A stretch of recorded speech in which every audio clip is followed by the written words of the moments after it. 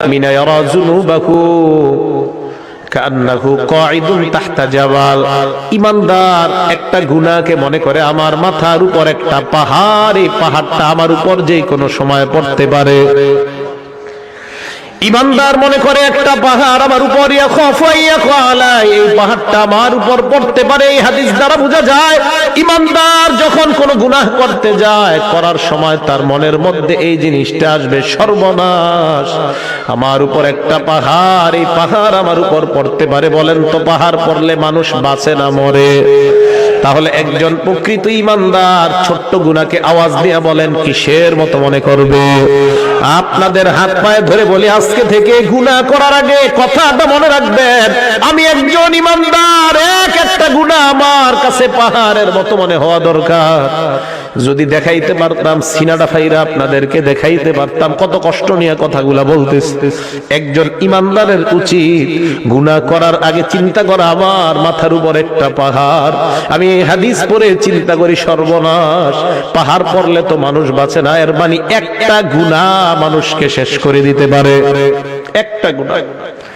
এবার নবী বলেন ওয়া ইন্নাল ফাজিরা, পাপাচার বান্দা ইয়ারা যুনুবাহু কাযুমাম মাররা আলা আনফিহি, পাপাচার বান্দা একটা গুনাহকে মনে করে মাছির মতো, নাকের সামনে দিয়ে চলে যায় একটা মাছি, যে মাছিটা নাকের সামনে দিয়ে যায় আবার আসে, কোনো কেয়ার করে না। একটা মাছি আমার সামনে দিয়ে গেছে, গুনাহকে কোনো গুনাহ মনে করে না। পাপাচার বান্দা গুনাহকে গুনাহ মনে করে না, গায়ে হলুদের অনুষ্ঠান করে কিছু মনে করে না, সাউন্ড বক্স বাজায় গান বাজায় কোনো কিছু মনে করবে না, বিশাল বড় বড় গানের পার্টি করবে কিছু মনে করবে না। তার কাছে মনে হবে একটা মাছির ডানা আমার সামনে দিয়ে যায় আবার আসে। বলেন তো যদি ঈমানদার হয় ওই গুনাহ কিসের মতো মনে হবে? মনে থাকবে নি? এবার শোনেন, নবী বলেন যদি গুনাহ হয়ে যায় আল্লাহর কাছে তওবা করো, আল্লাহ তোমার জিন্দেগীর গুনাহগুলো মাফ করে দিবেন।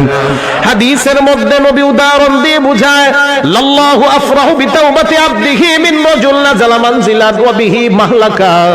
কোন বান্দা একটা সফরে বের হয়, বের হওয়ার পর ওই বান্দা সফর করতে করতে অনেক দূর যায়, যাওয়ার পর হঠাৎ বান্দা এক জায়গায় বিশ্রাম নেওয়ার জন্য সফর বিরতি দেয়। হঠাৎ আশেপাশে তাকায় দেখে কোনো মানুষ নাই, ঘর নাই, ঘর বাড়ি কিছু নাই। যেই কোনো মুহূর্তে তার উপর কোনো হিংস্র প্রাণী আক্রমণ করতে পারে, অথবা কোনো ডাকাত দল তার উপর আক্রমণ করতে পারে। আশেপাশে তাকায় দেখে কেউ নাই, কেউ নাই। এবার ওই বান্দা, তার সাথে তিনটা জিনিস আছে। এক নাম্বার মাহু রাহিলা, তার সাথে আছে তার বাহন, দুই নাম্বার আলাইহা তাআমুহু ওয়া শারাবু, ওই বান্দার বাহনের উপর তার খানা এবং তার পানি তার বাহনের উপর। শুনেন, এক ব্যক্তি সফরে বের হয়, বের হওয়ার পর যাইতে যাইতে হঠাৎ এমন একটা জায়গায় যাত্রা বিরতি দেয়, যেই জায়গায় যাত্রা বিরতি দেওয়ার পর আশেপাশে তাকায় দেখে কেউ নাই, যেই কোনো মুহূর্তে তার জীবনটা চলে যাওয়ার আশঙ্কা। এমন একটা ভয়ঙ্কর মুহূর্তে ওই বান্দা এবার তার সাথে মাত্র তিনটা জিনিস, অবিহি মাহলাকা, প্রাণ নাশের আশঙ্কা, মাহু রাহিলা, তার বাহন আছে, খানা আছে, পানি আছে, আর কিচ্ছু নাই। বান্দা চিন্তা করলো একটু ঘুমায় নেই, ঘুম থেকে ওঠার পর আবার সফর শুরু করব। ফানামা নাওমা, বান্দা ঘুমায় যায়, ঘুমানোর পর ফাস্তাইকাযা, আবার জাগ্রত হয়। জাগ্রত হওয়ার পর তাকা দেখে তার বাহনটা হারায় গেছে। বাহন কি হয়েছে? হারায় গেছে। বুখারী শরীফের হাদিস। এখন বলেন তো বাহনের সাথে কি ছিল? খানা পানি ছিল, তাহলে সব গেছে। ফাশতাদ্দাল হাররু ওয়াল আতাশু, প্রচন্ড গরম আবার প্রচন্ড পিপাসা, পানি কই? হ্যাঁ, চলে গেছে। বান্দা চিন্তা করে সর্বনাশ, আমি আমার বাহন হারিয়ে ফেললাম, খাবার হারিয়ে ফেললাম, পানি হারিয়ে ফেললাম, কি করা যায়? বান্দা চিন্তা করে আবার যদি ঘরে ফিরে যাই সম্ভব না, যদি আমি আবার আমার গন্তব্যের দিকে রওনা হই তাও সম্ভব না, কারণ খানা পানি বাহন কিছুই নাই।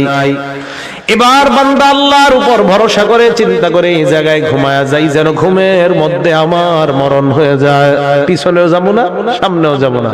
বান্দা ঘুমায়া যায়, শোনেন, বান্দা ঘুমায়া যায় ফাস্তাই কজা, ঘুম থেকে জাগ্রত হয়। হঠাৎ হওয়ার পর দেখে তার বাহন খানা পানি নিয়ে উপস্থিত হয়ে যায়।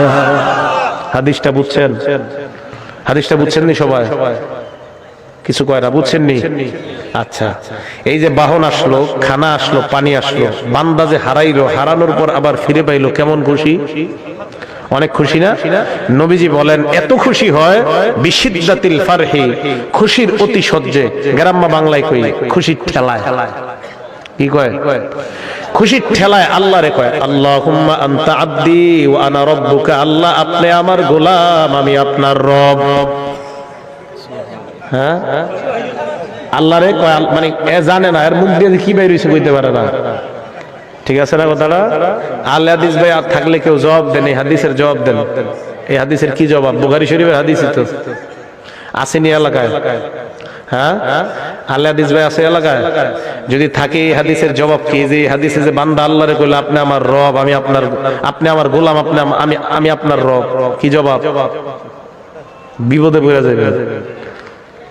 আমি আল হাদিস ভাইদের মহব্বত করি, এই হাদিসের জবাব কি? হাদিস না ফলো করেন সহিহ হাদিস, এই তো বুখারীর হাদিস, বুখারী শরীফের 6308 নম্বর হাদিস। কি জবাব?